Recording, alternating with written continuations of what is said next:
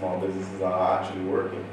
That and a lot of the development agencies internationally are beginning to question the real potential of small businesses.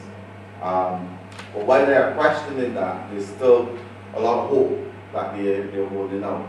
And a lot of the hope is built around what are the sustainability components that we can and that we must put in place to support persons who are going into small businesses. And I think a lot of the discourse is around the fact that it's not just enough to give people money, but what is really necessary is how to support systems over the long term. And I think that's one of the reasons why we're here this morning.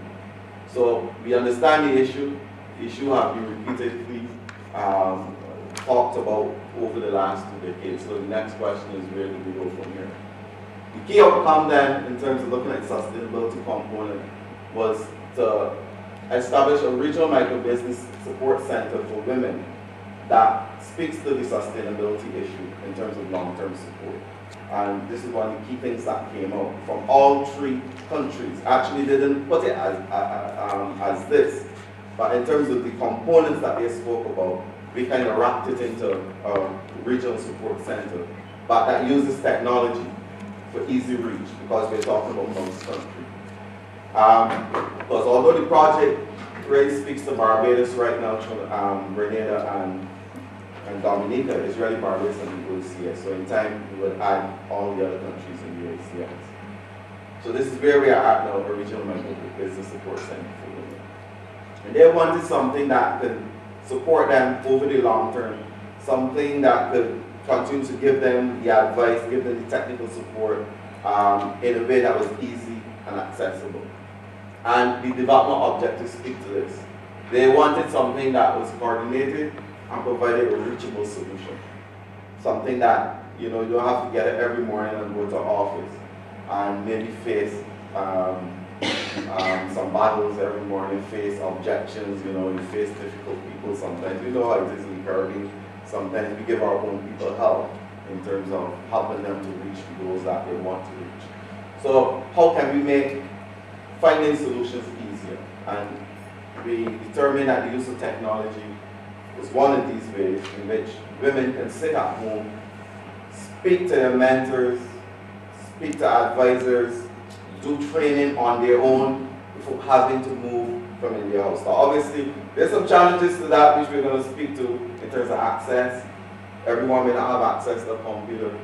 Everyone may not have access to the internet. We will also speak to that. But it is a beginning, because in the region, and I'm also aware that through UNDP I did extensive work with M6 2000 in terms of establishing IT centers and tele centers across the region. So we know that along with what UNDP did, along with what also UNESCO did in the region in terms of 10 centers, that there are accessible centers in some of the most remote places in most of the regions in the Caribbean, Barbados, and the OCS. So you may not have it in your home, but you may have it in your district. Yeah? So the strategy is to have a physical and virtual resource center and a marketplace to provide that reach for women. So these are 3 important components. It's a physical space where we have all the computers and facilities in place. Then there's the virtual space, which is going to make all the connectivities locally, regionally, and internationally. And then one of the important components is the marketplace. So this is where the women that we've identified that actually have business ideas can do market, can do business online. They have their business ideas up. Potential people who want to come and make contributions can see their ideas and say, oh, well, you know what, this is a good idea. I want to contribute to this. And they can make immediate contact one-on-one with these people and say, okay, I want to put 50,000 into this. I like this idea. This is innovative. So you have a marketplace. So these are the 3 important components of the strategy. The center in terms of administrative, you know, some people might ask, you know, you want to set up this whole big structure to facilitate this thing.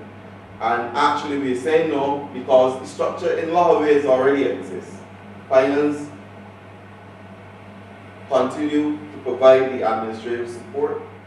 Finance already exists. We already have a staff full time. 5 people. So all the administrative support would already be there.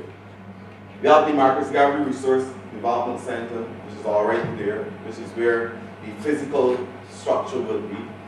And that will provide all the programmatic support. We already have staff in place, we already have the facilities. There's no need to do anything new, but to make sure all the equipment is working, up and running, and we're good to go. The only component that we really want to add is the one at the top, which is the Foundation for Economic Empowerment. And linked to it is a regional board.